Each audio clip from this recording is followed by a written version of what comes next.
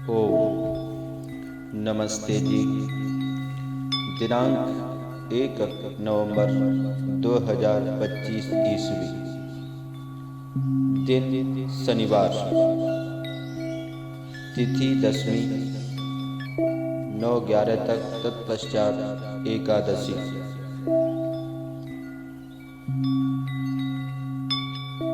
नक्षत्र शतभिषा 18-20 तक, तत्पश्चात पूर्वा भाद्रपद।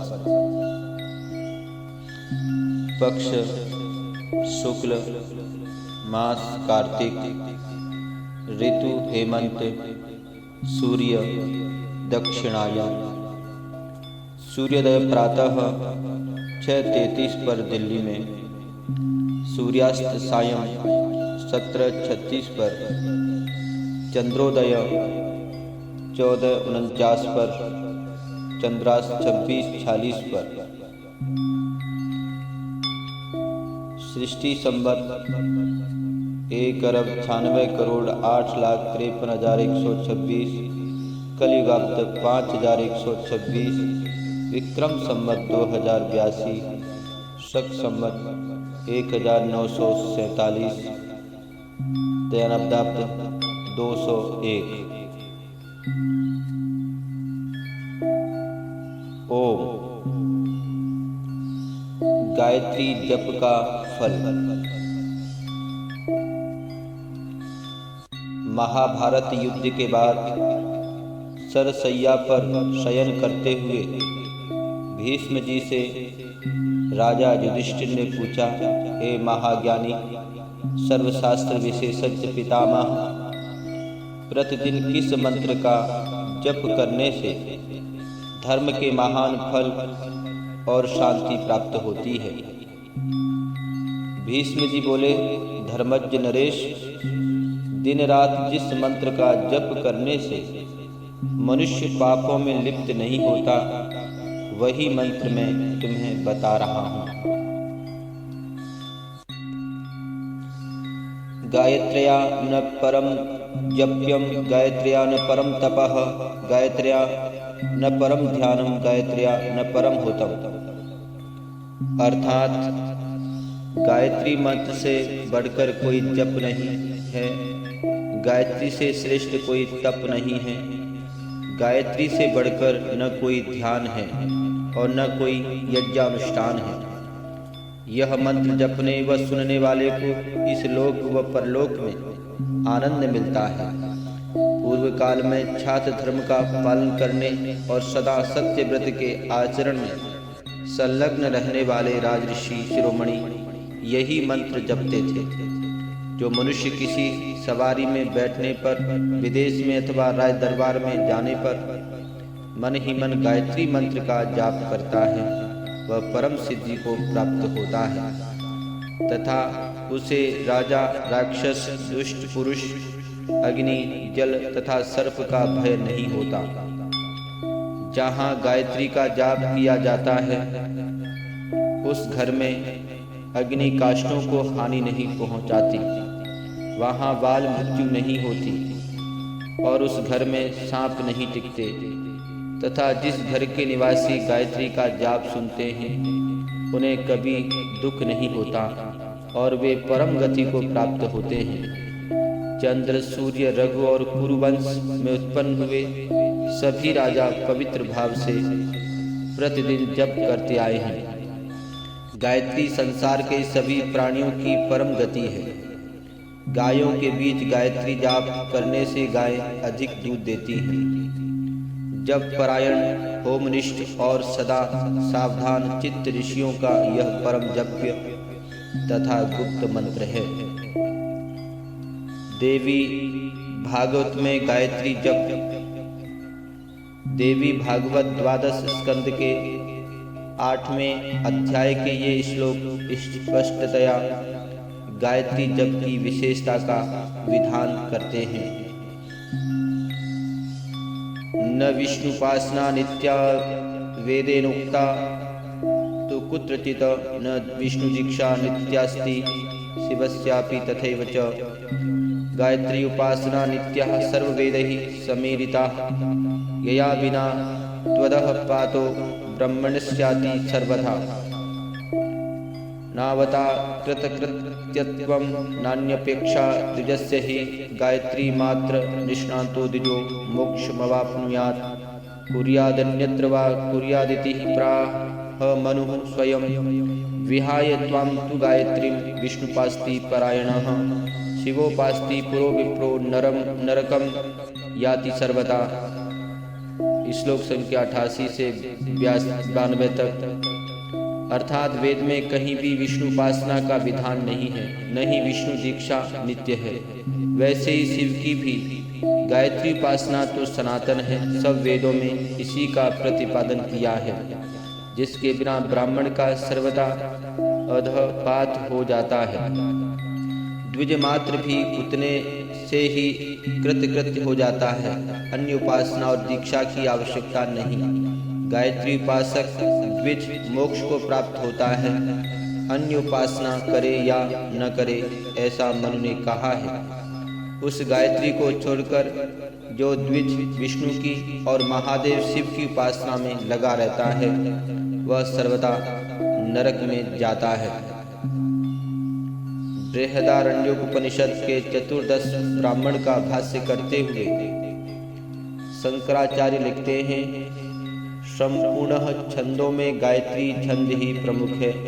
उसका प्रयोग करने वाले के प्राणों की रक्षा करने के कारण यह गायत्री है। अन्य छंदों में अपने प्रयोगकर्ता के प्राणों की रक्षा करने का सामर्थ्य नहीं है।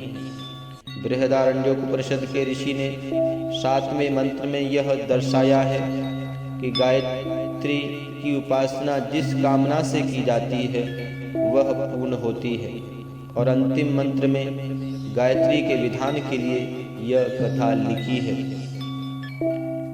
उस विदेह जनक ने बुडिल से एक बात कही थी कि तूने जो अपने को गायत्री विद कहा था तो फिर हाथी होकर भार क्यों ढोता है।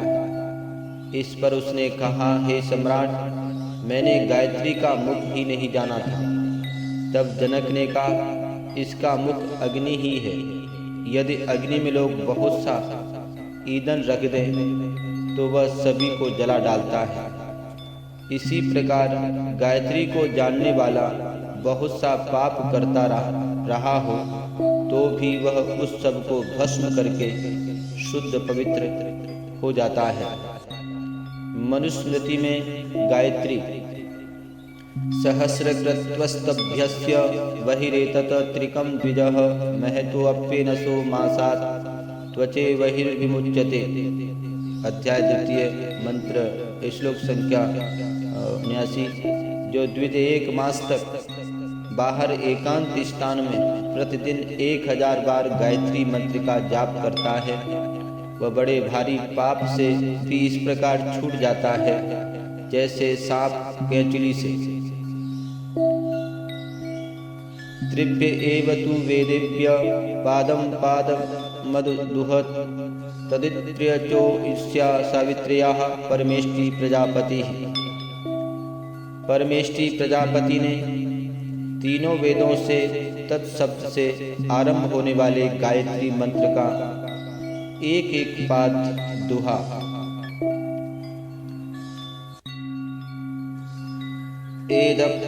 एतदक्षरमेतां च जपन् व्याहृते पूर्विकां संध्यायोर्वेद विधिप्रो वेद पुण्येन युज्यते। इस ओम अक्षर को और भू भुवः स्वः इन 3 व्याहृतियों वाली गायत्री को प्रातः सायं दोनों समय जपने वाला विद्वान वेद के पढ़ने के पुण्य को प्राप्त करता है। एतचर्या विसंयुक्तः काले च क्रिया स्वया ब्रह्मक्षत्रिय विडयोनि गृहतां याति साधुषु।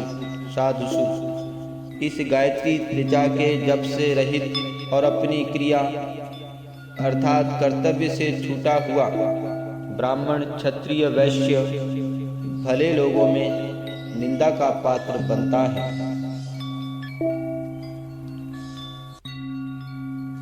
एकाक्षरं परं ब्रह्म प्राणायामः परं तपः सावित्र्यास्ति परं नास्ति मौनात् सत्यं विशिष्यते। एक ओम अक्षर ही प्रभु प्राप्ति का बड़ा साधन है। प्राणायाम सबसे बड़ा तप है। गायत्री से बढ़कर कुछ नहीं है। सत्य मौन से बढ़कर है। क्षरन्ति सर्वा वेदिक्यो जुहोति यजति क्रियाः अक्षरं दुष्करं ज्ञेयं ब्रह्म चैव प्रजापतिः।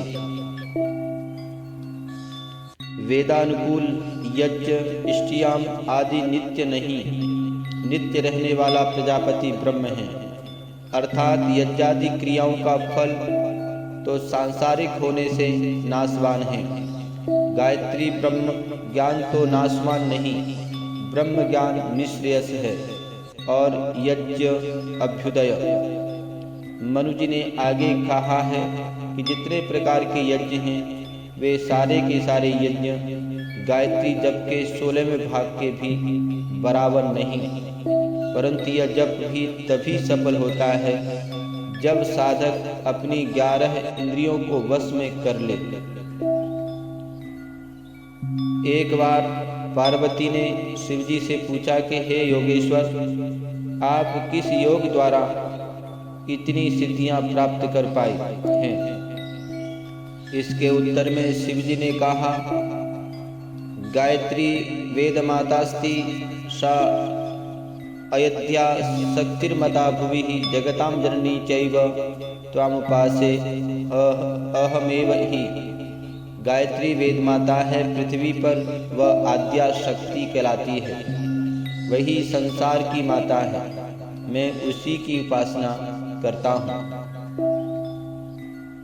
भूलोकस्यास्य गायत्री कामधेनुर्मतार बुधहि लोक आश्रयणे नाम सर्वमेधाधिगच्छति। विद्वानों ने गायत्री को द्युलोक की कामधेनु माना है। संसार इसका आश्रय लेकर सब कुछ प्राप्त कर सकता है।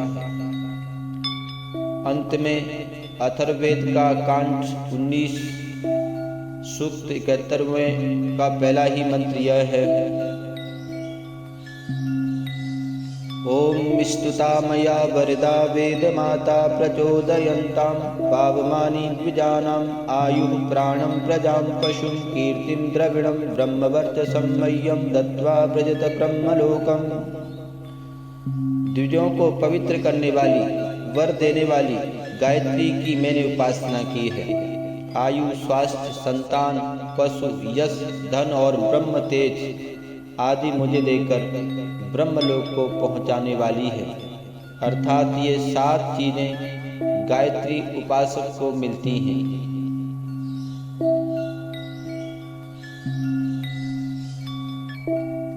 विश्व के एकमात्र वैदिक पंचांग के अनुसार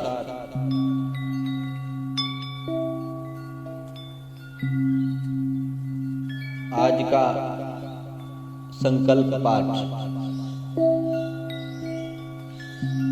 सृष्टादि संवत्सर, अयन, ऋतु, मास, तिथि, नक्षत्र, लग्न, मुहूर्त।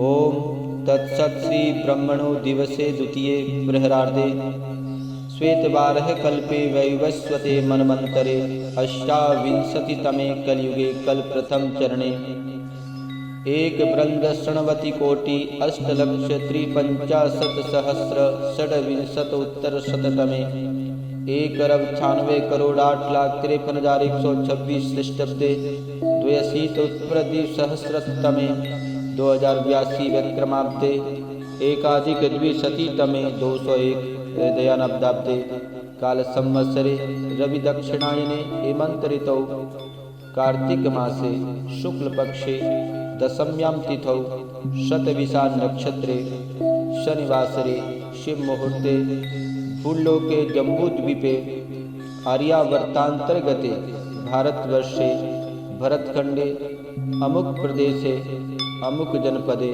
अमुक नगरे अमुक गोत्रोत्पन्न अमुक श्रीमान पितामह पिता अमुक पुत्रो अहम स्वयं का नाम अद्य प्रातःकालीन वेलायां सुख शांति समृद्धि हितार्थ आत्मकल्याणार्थ रोग शोक निमणार्थ च यज्ञ कर्म करणाय भवन्तं वृणे।